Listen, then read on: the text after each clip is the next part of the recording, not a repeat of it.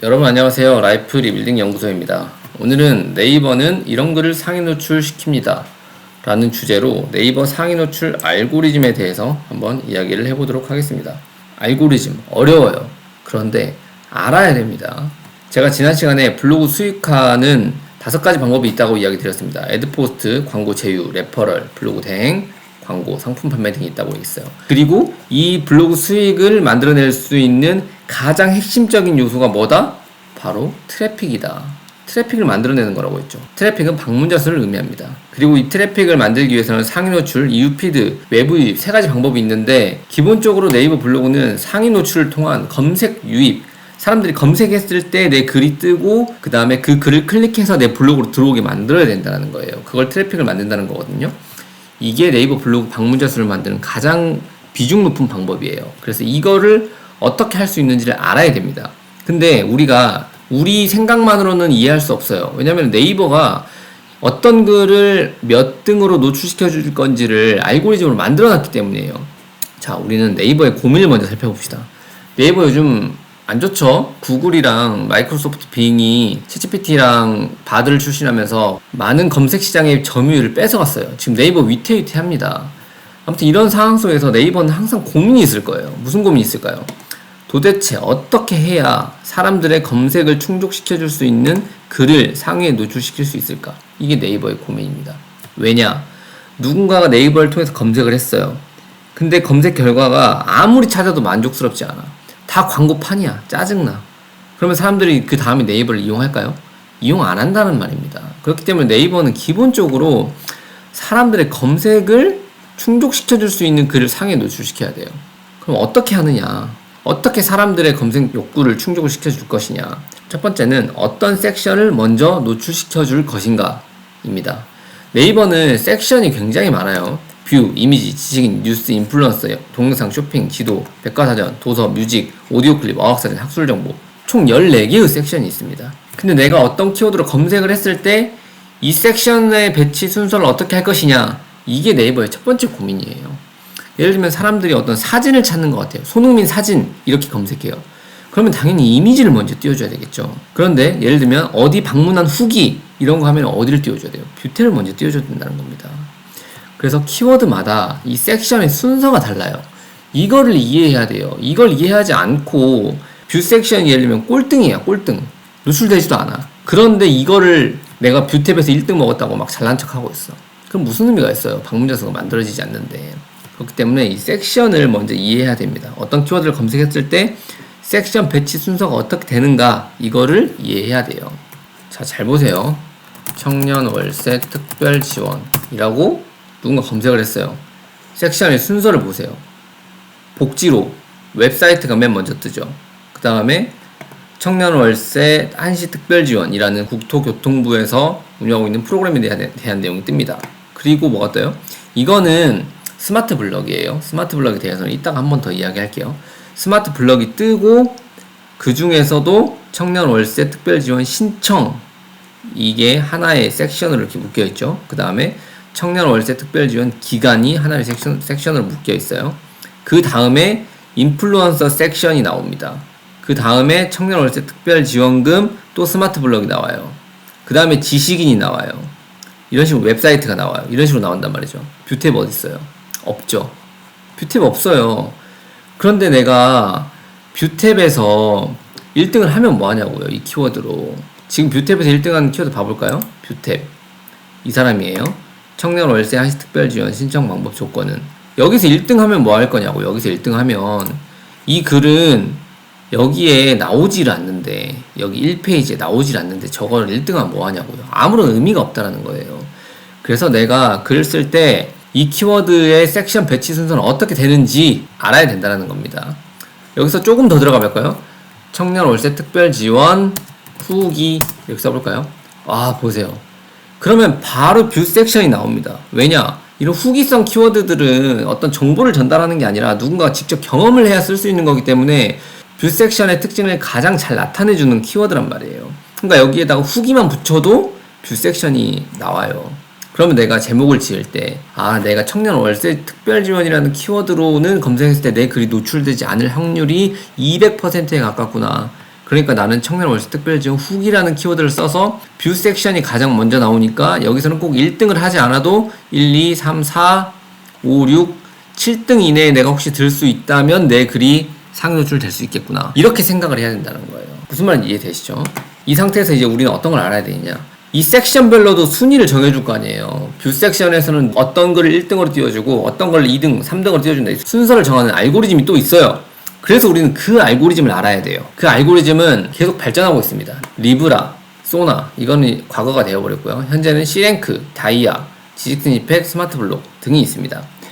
이런 것들을 잘 알아야 내가 어떻게 블로그를 운영해야 되겠구나 라는 감을 잡을 수 있어요. 간략하게만 먼저 알아보고 갈게요. C랭크는 블로그의 신뢰도를 의미합니다. 그러니까 이 블로그가 신뢰가 있는 블로그냐 없는 블로그냐를 평가하는 요소예요. 우리가 흔히 말하는 블로그 지수를 C랭크라고 하죠. 그 다음에 다이아로직. 이 블로그에서 생산되어 있는 이 글 하나가 좋은 글이냐 안 좋은 글이냐에 집중하고 있는 거. 그건 다이아로직이에요. 그다음 지식 스니펫은 지금 네이버는 누군가 검색을 하면은 다양한 결과지를 띄워주잖아요. 근데 지식 스니펫은 네이버가 생각했을 때 이 질문에 가장 정답에 가까운 글을 하나를 뽑아가지고 이게 정답이다 라고 알려주는 기능이 있어요. 그게 지식 스니펫이고, 물론 블로그 글이 걸리지 않을 수도 있는데 블로그 글이 걸리는 경우도 많아요. 그 다음에는 이제 스마트 블로그로 진화했어요. 스마트 블로그는 아까 보셨던 것처럼 이 사람이 찾는 정보가 어떤 건지 명확하지 않을 때 다양한 블로그로 묶어가지고 보여주는 거야. 그러니까 너가 선택해서 봐라 이거예요. 이러한 개념으로 지금 네이버의 알고리즘이 계속 발전하고 있습니다. 그래서 이 흐름을 알아야 돼요.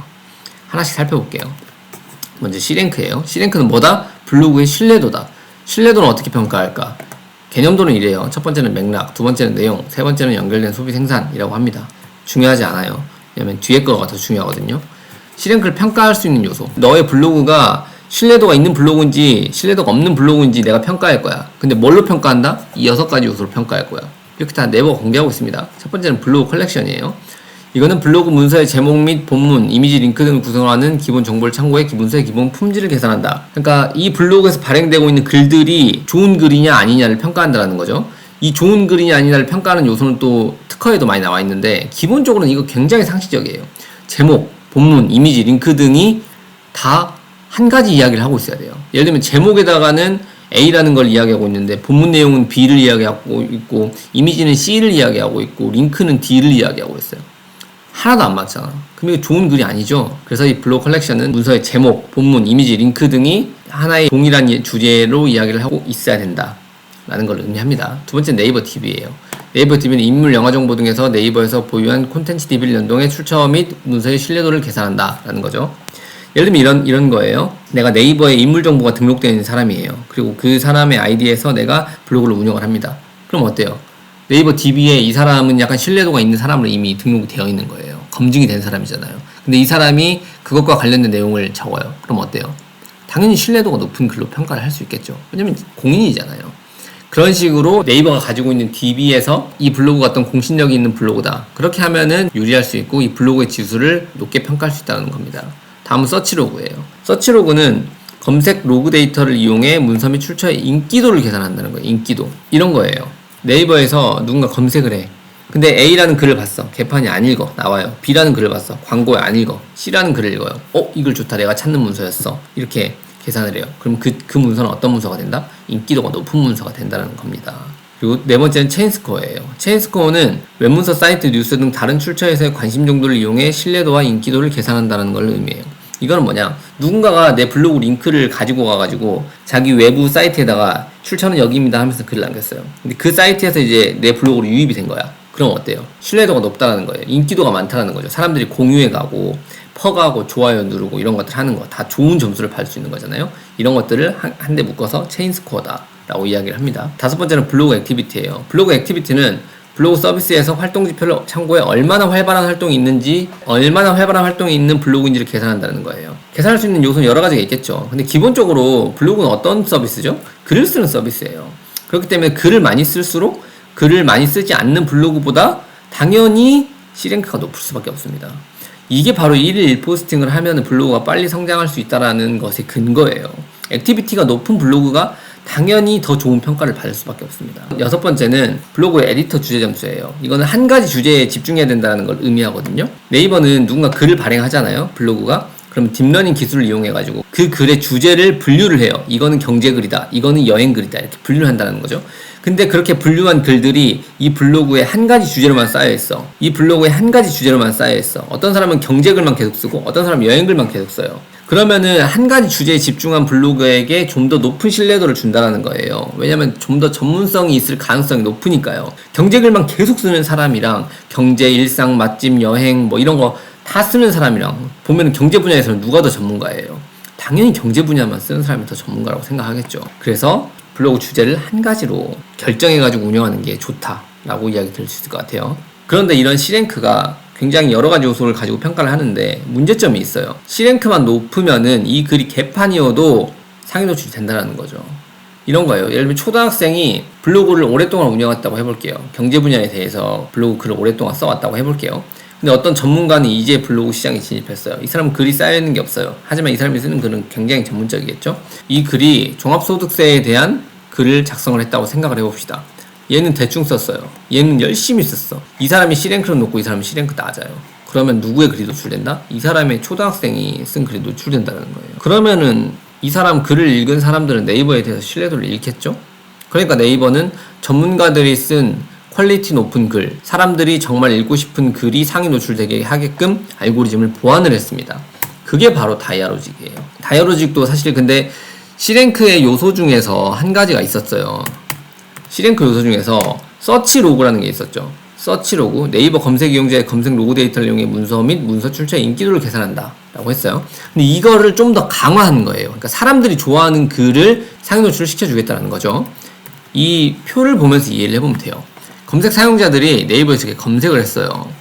근데 검색을 하면은 어떻게 글을 찾아갔는지 그런 것들이 다 로그로 남거든요. 그러니까 이 글을 찾아가니까 야, 이 글은 내가 하니까 별로야. 이 글은 좀 부족한데? 이 글 너무 좋다. 그래서 이 글을 엄청 열심히 읽었어요. 스크롤 천천히 내리면서 열심히 읽었어. 이 C라는 글이 검색 사용자가 선호하는 문서가 되는 거예요.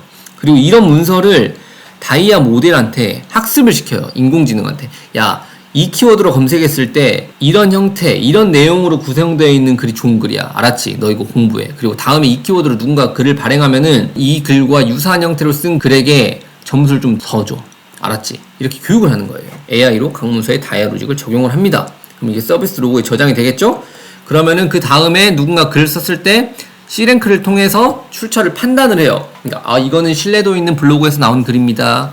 다이아로 문서를 판단을 해요. 그런데 다이아 점수로 봤을 때는 이 글은 개판입니다. 이 글은 노출을 시켜주면 안 될 것 같아요. 이렇게 얘기하는 거죠. 반대로 이 글은 C랭크는 낮습니다. 하지만 이 글은 사람들이 좋아하는 정답 문서, 좋아하는 글과 굉장히 유사한 형태예요. 점수를 좀 높게 줄 수 있을 것 같아요. 이렇게 해가지고 랭킹을 돌린다는 거죠.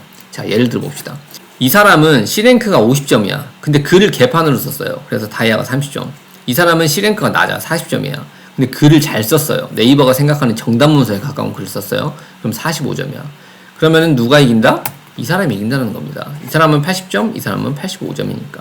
그래서 우리가 글 하나하나를 좀 신경 써서 잘 써야 된다는 이야기입니다. 자, 다이아 로직을 블로그를 할 때 어떻게 활용해야 되느냐. 이거는 블로그를 오랫동안 운영하지 않은 사람이 사용할 수 있는 방법이기 때문에 블로그 초보분들은 이 다이아를 활용을 해야 됩니다. 먼저 C랭크가 높은 사람의 글이 상위 노출될 가능성이 높아요. 그렇죠. 근데 참 신기하게 C랭크가 높은 사람들의 글이 좋은 글들이 많은 거야. 일단 상위 노출이 되어 있으니까 사용자들이 많이 접속을 해요. 근데 C랭크가 높은 블로그가 좋은 글을 많이 쓰잖아요. 그러니까 이미 상위 노출되어 있는 글들이 좋은 글일 가능성이 높아. 그러니까 사람들이 로그도 좋은 로그를 남기는 거예요. 그러면은 네이버에서 아까 글을 평가한다고 그랬죠? 그럼 그 문서를 정답 문서로 규정을 합니다. 이런 키워드로 검색을 했을 때 이런 글이 정답이에요 라고 규정을 해요. 그러면은 C랭크는 어떤 블로그냐? 정답 문서를 많이 가지고 있는 블로그예요. 그렇기 때문에 이 C랭크가 높은 블로그들이 어떤 식으로 글을 쓰는지를 알고 그런 블로그들을 찾아가지고 모방을 해야 돼요. 글자 수는 몇 글자 정도 쓰는지, 이미지는 몇 개 정도 만드는지, 구조는 어떻게 하는지, 사진은 어디에 배치하는지, 뭐 이런 것들을 보고 모방을 해야 돼요. 왜냐면 그 사람들은 정답 문서를 가지고 있을 확률이 높으니까 그 정답 문서를 내가 따라서 쓰는 거죠. 똑같이 쓴다는 게 아니라 비슷하게 쓴다는 거죠. 그러면 내가 다이아 로직에서 점수를 높게 받을 수 있어요. 그러면 내가 C랭크가 낮아도 다이아로 중에서 좋은 점수를 받아서 상위 노출될 가능성이 높아질 수 있다. 이해되시죠? 그 다음에 이제 다이아 플러스가 나왔는데 이거는 그냥 개념만 이해하시면 돼요. 다이아 플러스는 뭐냐면은 사람들이 용어를 너무 다양하게 사용한다라는 거예요. 예를 들면 이런 거예요.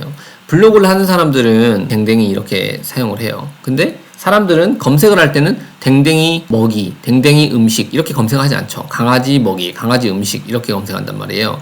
그래서 네이버는 이 다이아 플러스라는 거를 도입을 해가지고 강아지랑 댕댕이는 똑같은 단어다 이런 것들을 일치화시키는 거죠. 그러면 그 블로거가 댕댕이라고 써도 강아지라고 검색했을 때 댕댕이라고 쓴 글도 검색이 될 수 있게 한다는 거예요.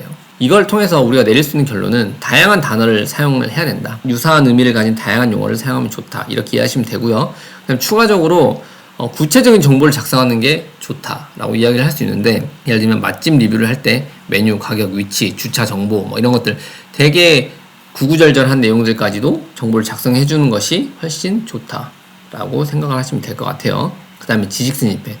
지식 스니펫이 아까 제가 뭐라 그랬는지 기억나시나요? 지식 스니펫은 짱이에요.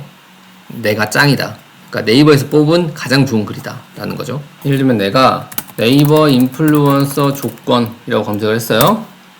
근데 지식 스니펫에 이렇게 노출되죠. 이거는 뭐냐, 네이버에서 생각했을 때 네이버 인플루언서 조건에 대해서 가장 잘 작성되어 있고 사람들한테 반응도 좋은 글이 바로 이거다. 이거를 보면은 너가 원하는 정답을 찾을 수 있을 거다 라고 네이버가 선택한 글, 그 글이 바로 지식 스니펫에 뜹니다. 그러니까 지식 스니펫은 짱이에요. 짱. 최고죠. 왜냐면 검색했을 때 최상단에 노출되니까 사람들의 방문자 수를 많이 만들어낼 수 있겠죠. 지식 스니펫이 최고인데 이거를 공략하기는 좀 어려워요. 근데 기본적으로 우리가 두 가지를 기억하고 넘어가면 돼요. 첫 번째는 구조화된 정보를 사용해야 된다.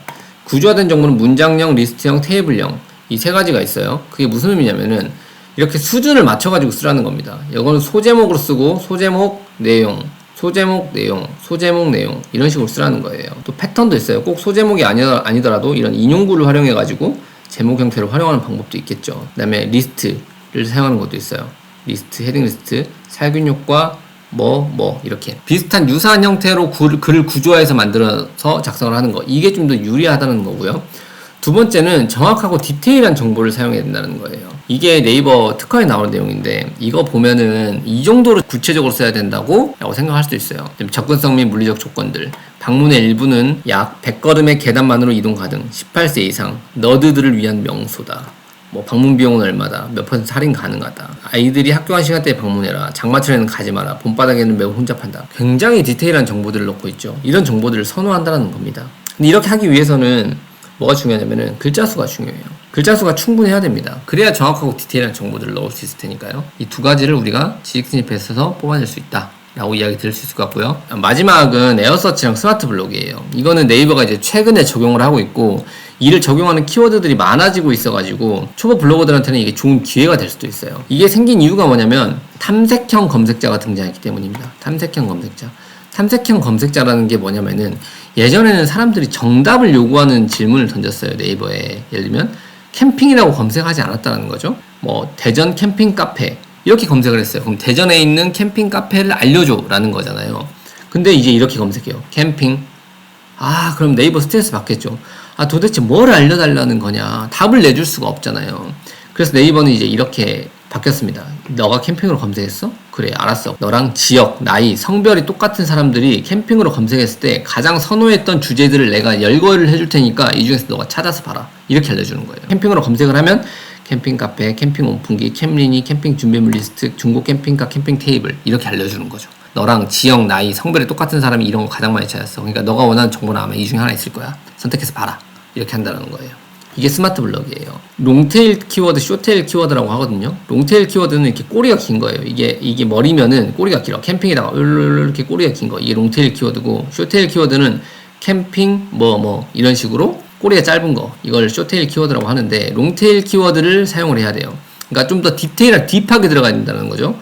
왜냐면 그런 것들이 뷰 섹션이 상위로 올라올 가능성이 높으니까 캠핑이라는 키워드를 사용하기보다는 좀 더 디테일하게 더 많은 단어들을 예를 들면 캠핑 카페 플러스 대전 지역 아이와 함께 가볼 만한 곳 이런 식으로 롱테일한 키워드를 잡아서 글을 써야 된다 라고 이야기를 드릴 수 있을 것 같아요. 이 스마트 블록을 이용하는 방법은 사실 좀 더 디테일하게 이야기 드릴 것들이 있는데 지금 시간이 너무 오래돼가지고 그 부분에 대해서는 생략을 하도록 하겠습니다.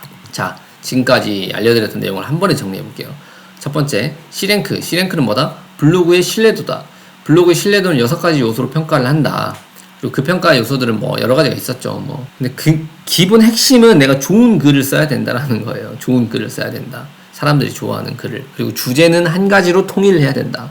를 생각하시면 될 것 같고요. 두 번째는 다이아로직. 다이아로직은 퀄리티 높은 글을 써야 된다. 근데 퀄리티가 높은 글은 우리의 생각과 좀 달라요. 사람들이 반응이 좋은 글을 퀄리티 높은 글이라고 생각하거든요. 그렇기 때문에 이미 상위 노출되고 있는 블로거들을 모방을 해가지고 그 사람들의 글과 유사한 형태로 나만의 형식으로 바꿔서 글을 써야 된다 라는 거고요. 지식 스니펫은 구조화된 글이 좋고 글자 수가 많으면 좋다 라고 이야기 드렸고요. 에어서치와 스마트 블록은 숏테일 키워드는 스마트 블록으로 엮일 가능성이 높아서 뷰탭이 상단에 뜨지 않으므로 롱테일 키워드를 사용을 해서 뷰 섹션이 가장 상위에 배치되는 키워드를 찾아서 그 키워드로 글을 쓰자, 이렇게 이야기 드릴 수 있을 것 같아요. 이 모든 것을 종합해서 결론을 내리자면 블로그는 운영 주제를 최소화해야 되고요, 꾸준히 운영해야 되고요, 높은 퀄리티의 문서를 작성을 해야 되고요, 구조가 명확해야 되고요, 충분한 글자 수를 가지고 있어야 된다 라고 정리를 할 수 있을 것 같아요. 너무 뻔한 결론이죠. 그런데 이렇게 해야 됩니다. 꼼수 없어요. 정도로 열심히 해야 우리가 블로그로 수익화를 할 수 있습니다. 지금까지 네이버가 블로그가 좋아하는 글이 무엇인지, 네이버 블로그 알고리즘에 대해서 알아보았습니다. 이 내용이 여러분 블로그 운영에 도움이 되었다면 구독과 좋아요를 부탁드리겠습니다. 궁금한 점이 있으시면 댓글을 남겨주시면 언제든지 제가 답변을 드리도록 하겠습니다. 감사합니다. 지금까지 라이프 리빌딩 연구소였습니다.